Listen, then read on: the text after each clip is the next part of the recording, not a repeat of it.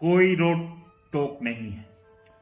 पूर्ण स्वतंत्रता है यहाँ कर्मों पर कोई रोक टोक है ही नहीं। आप पूरी तरह से परमात्मा द्वारा स्वतंत्रता दिए गए होंगे। आप स्वतंत्र हैं। आप अच्छे से अच्छे कर्म कर सकते हैं और बुरे से बुरे कर्म कर सकते हैं, लेकिन कर्म फल पर हमारा और आपका कोई अंकुश नहीं है। कर्म के फल प्राप्त करने ही होंगे। आपने अच्छे कर्म किए हैं तो यह आप के ऊपर निर्भर नहीं है। आप मना नहीं कर सकते कि मैंने अच्छा कर्म किया, परमात्मा मुझे इसका फल नहीं चाहिए। ऐसा बिल्कुल नहीं हो सकता। कर्म हमारे अच्छे हो या बुरे हो, फल उसके प्राप्त करने ही होंगे।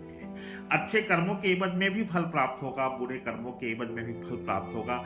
यहाँ संविधान, न्याय आदि की तरह न पुलिस की व्यवस्था है जो अपराध करने से रोके आपको। यहाँ अपराध कर्म भी किया जा सकता है, यहाँ सत्कर्म भी किए जा सकते हैं। दुष्कर्म करने की भी कोई सीमा नहीं है, कोई रोक टोक नहीं है परमात्मा की तरफ से, और सत्कर्म करने की भी कोई सीमाएं नहीं है और कोई रोक टोक नहीं है। आप अच्छा से अच्छा हुआ जा सकते हैं, आप बुरे से बुरे हुए जा सकते हैं।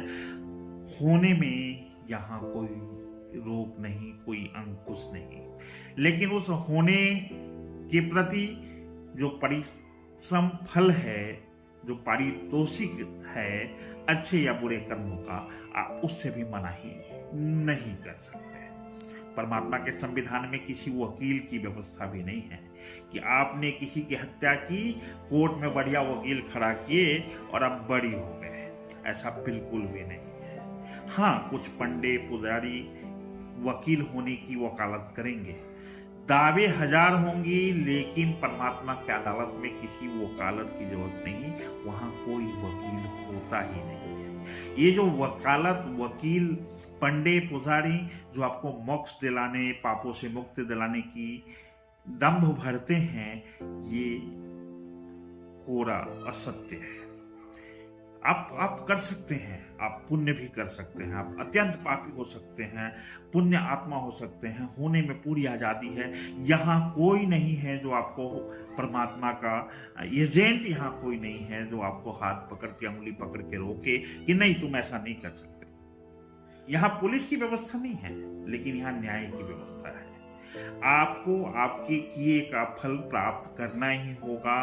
आप अच्छे फल जो अच्छे कर्मों के हैं उससे भी मना नहीं कर सकते, और बुरे कर्मों के बुरे फलों से मना भी नहीं कर सकते।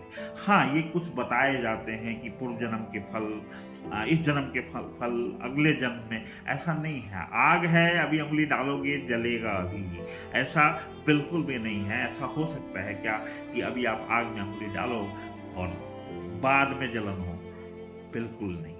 कर्मों के फल त्वरित मिलते हैं इस युग में, इसीलिए इसे कलयुग कहा गया है। लेकिन हम क्या सोचते हैं कि जब तक हमारे धर्म ग्रंथों में पाप धोने की व्यवस्था है, हम धो धो कर पाप करते हैं। गंगा में डुबकी लगाने मात्र से हमारे पाप मुक्त माने जाते हैं।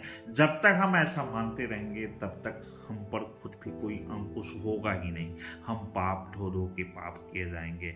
लेकिन जो आपकी आत्मा है, आपकी जो चेतना है, वहाँ संकेत की व्यवस्था जरूर है। वहाँ से संकेत जरूर आता है कि हाँ, ये कर्म गलत हो रहे हैं, यह कर्म अच्छे हो रहे हैं। वह अलग बात है कि मन मानव सा, चेतना मानव सा, शरीर दानव सा हुआ है हमारा।